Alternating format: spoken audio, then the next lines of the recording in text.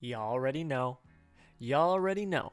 You already know. We are 12, I repeat, 12 subscribers away from 800 subscribers. We are at 788 subscribers when I am recording this.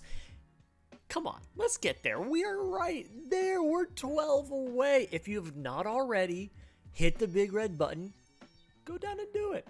Go down and do it. We're putting out content every week all around movies, Blu-rays, all of that awesome jazz. We got a live show every Wednesday. I mean, come on. The content is flowing here. Go down and hit the big red button. And if you already have, first off, thank you. Second off, share it with a friend. Let's grow this community. I'm trying to get to 1,000 subscribers by the end of the year. That is my goal. I think it's obtainable. I think we can do it, but I need your help. If you've not already, go down, hit that big red button. Let's get into the video.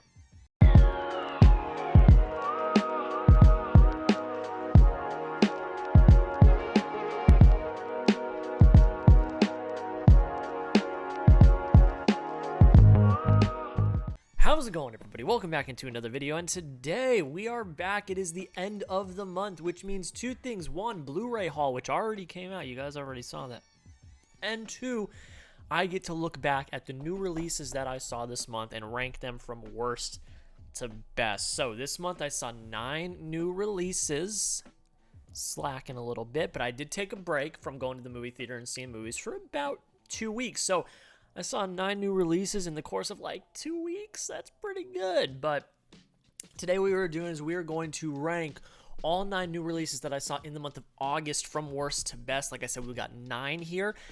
Some not so good, and then we've got a really, really good few. So I'm excited to talk about some of these movies today. I will say first off, Shang-Chi is not in this list. I did see it already. You guys can go check out my review if you have not already. Got a sick poster right here that I got at the screener. It's not on this list, and the reason why is because it is technically a September release, so it will be on next month's list, and I got a feeling it's probably going to be at the top. But it will be on next month's list, so that's why it's not going to be on this one. And this is also great because, like I said in my update video, if you have not watched that, go check it out. I'm doing less reviews on my channel. I'm making less videos just due to not overworking myself, not burning out, things like that. So a lot of these films that we're going to talk about, I actually haven't done reviews for on the channel. So this is the first time I'm talking about them on the channel, which is really exciting. And that's what I hope that this series can be now, is for me to give short little reviews on every new release I see in this video. So some films obviously are still going to get full reviews. Some films are going to be the review of the live show every Wednesday. But then there are some that fall through the cracks I don't review, but I end up watching still. So I think without further ado, we're already 3 minutes in this video. Let's stop dilly-dallying and let's get into the list. So coming in at number 9 is Don't Breathe 2. I haven't seen the first one. Hate to say it, but I just didn't like this. It just wasn't that good. You got some flashy filmmaking. Not going to lie. I think the cinematography is pretty nice. Really good situational tension. Can't really credit that to the writing. It's just kind of the situation that our characters are put in, so therefore the tension is good. But that's kind of as far as it goes. The performances are really not good. They are very drab, very dry, and just unmotivated. I just didn't like them. The writing's not great as well, so yeah, not really good. And again, like I said, the tension was due to situation. Yes, I was on my edge of my seat for some of the sequences, but it wasn't because of the writing. It was because of the situations our characters were in, and it didn't have to do with the writing. It's got its moments, but it fails to execute. Just didn't really love it. I gave it a 71 out of 100. It comes at number 9 on my list. Coming in at number 8 is Beckett. Probably my biggest disappointment of this month, because I was really looking forward to this one just strictly because of John David Washington. And he is the best part of the film. I mean, he really truly is. I think that his performance saves it from being a worse score than I gave it. But besides that, that's really it. The plot's very messy and confusing. It works at the beginning, then starts to get into this political thriller that just did not jive for me. It just didn't work. The score is extremely out of place. It's just not good for this film. It's probably good for a different type of film, but not this one. The mystery's fine at times, but I think in the end it gets a little too big for its britches. It gets a little too big for itself, and that's where it fails. Make it more simple. Don't overcomplicate things, and just left me confused. Wanted more than I got out of this film, but we did get a good John David Washington film, so that is why it's above Don't Breathe 2, because I gave this one also a 71 out of 100. I wanted to like it more than I did, but just wasn't that great. It comes at number 8 on my list. Coming in at number 7 is Reminiscence. I didn't know what to expect with this film. HBO Max, Hugh Jackman, Rebecca Ferguson, very interesting sci-fi stuff. It was fine. Hugh Jackman does the best with what he's given. I don't think the writing here is really that good. I think it's very unmotivating. It lacks emotion. There's really not a lot of intrigue here. So that kind of kills it for me. I think the writing is the weakest part of this film, but I will give it credit for giving a fresh take on the sci-fi genre. Like I've said in some videos I've filmed before this, I think that we've gotten a lot of those films this year that are really, I think the sci-fi genre has really taken a unique twist this year in particular, with a lot of different things like the Tomorrow War and Reminiscence and others of that nature. But being innovative and having one good performance isn't going to get you far when the story lacks the emotion and intrigue that you need, especially for one that is kind of really marketed as this emotional kind of roller coaster. And the ending is not, it's not earned. It's not earned. The emotion at the end is not earned. I'm not going to spoil it for you guys, but there's an emotional ending. It is. It's not earned. It's not. Very slow, hard pill to swallow. I respect the effort and the uniqueness of the film, but I was left highly unsatisfied. We hit a hat trick here, guys. I also gave this one a 71 out of 100. It just falls a little bit above the other two due to the uniqueness and the performance from Hugh Jackman. But that's pretty much it. 71 out of 100, and it comes in at number 7 on my list. All right, let's get out of the 71s and let's bump it up a notch. Annette. Oh, Annette. What an experience this was. This takes home the award for the month for the most interesting experience I've had watching a movie, and I knew going in that that's what it was going to be. The reviews out of Cannes, all the people that have seen it beforehand warned that this is a weird movie, and it is. It's very thematically rich, which I liked. It's slightly magical at times, and it's a musical, so of course it's going to be magical at times. Adam Driver really gives his all here, and you can tell, and I really like that and respect that. He does carry the runtime. The story is really about him, he really does carry the runtime, which I like. The score and songs for the Sparks is pretty good. Like, I don't know if it's recency bias for seeing the Sparks documentary by Edgar Wright, which I saw at South by Southwest, which I think is great, which you all should go see if you have not already. But I think for what this is, it works really well. I think that the songs and the score work extremely well. But again, like I said, it's weird. The film is not for everyone. It's a very I think it's gonna be a highly divisive film. It's art. This is an art film. This is an art house film. It's not a big blockbuster film. This is an art house film. So tread lightly if you're gonna watch it. It does drag at times. It can get a little bit convoluted. I don't think that the writing is completely airtight. There are some problems with the writing, and it's pure art. It is pure art, and it should be respected. And if you don't like it, that's fine. But it's a time. It's a time. I gave it an 81 out of 100, and it comes at number 6 on my list.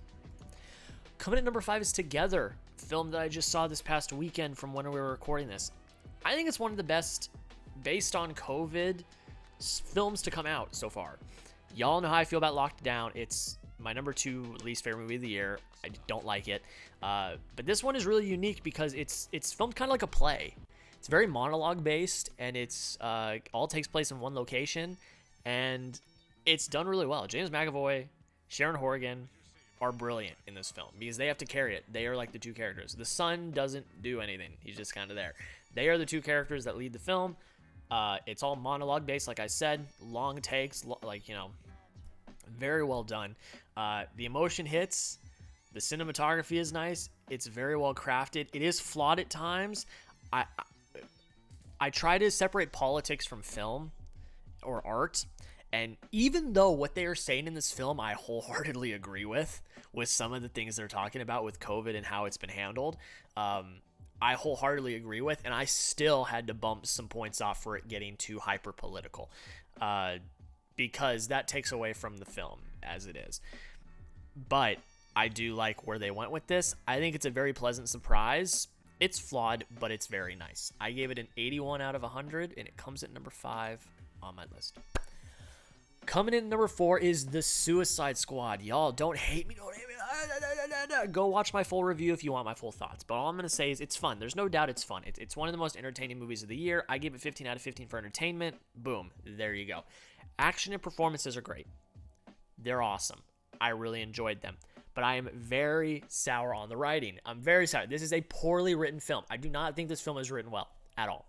I think the only thing that is well written in this film is Ratcatcher 2's story and her arc. It's the only thing I really like written about this film.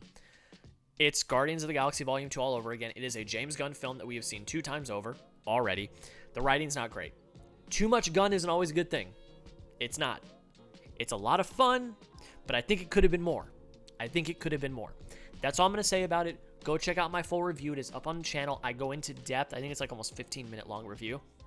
I go into depth on why I don't like the film. Go check that out. I gave it an 86 out of 100. Still, B+. And it comes at number 4 on my list. Coming in at number 3 is Free Guy. Free Guy. One of the biggest surprises of the year. It was a whole lot of fun. And I think the consensus is that it's a lot of fun. Ryan Reynolds, Taika Waititi are the standouts for me. Performance-wise, I think they are fantastic, and I love the new look at gaming. It's very accurate and well executed as someone who is heavily into gaming and in these kind of trends. It's very accurate, and I really like it. I love the point of view of an NPC. I really like that, and it's a very clever concept that I think really worked very well. I think it was executed perfectly. And it was so self-aware, and it was awesome. I loved it. But I will say, the thing I really enjoyed the most was the underlying story between our 2 main characters in the outside world. Some people may think it's corny and cheesy, but I really liked it. That worked for me. I was hooked the entire time. This is a lot of fun. One of the biggest surprises of the year. I gave it an 86 out of 100, and it comes at number 3. On my list. Now we're at the cream of the crop, guys. We're at the cream of the crop. Coming at number 2 is CODA. So I saw this at Sundance, so I saw it in January, but it came out this month, so I'm counting it. This is a freaking awesome film. What an incredible way for me. Like, this was the first film I saw at Sundance. What an incredible way to start Sundance. Emilia Jones is a star. She is a star. Like, I'm telling y'all, she is a star. Watch out for her. She's fantastic in this film. The rest of the cast is also incredible. And the fact, like I've said time and time again, that they got deaf actors to actually play the family members is perfect. I love that. I love the representation. I think you couldn't do it any other way. I'm so glad that's the way it went. Heartfelt, emotional story about family and living out your dreams. It's a very important film to watch because, like I said, it does give the representation that the deaf community deserves. And it really shows this heartfelt story that shows that, hey, you know, just because your hearing is impaired, you can still do what other people can do. Doesn't make you lesser or anything like that, which I think is covered really well here. Go check out my full review.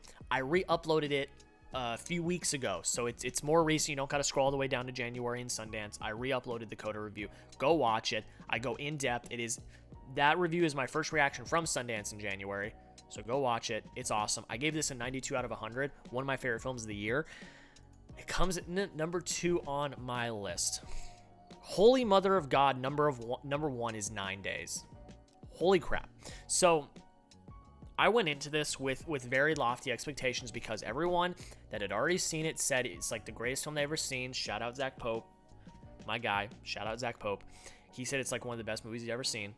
So to say my expectations were not high, I'd be lying. They were very high. And somehow they were exceeded. I don't know.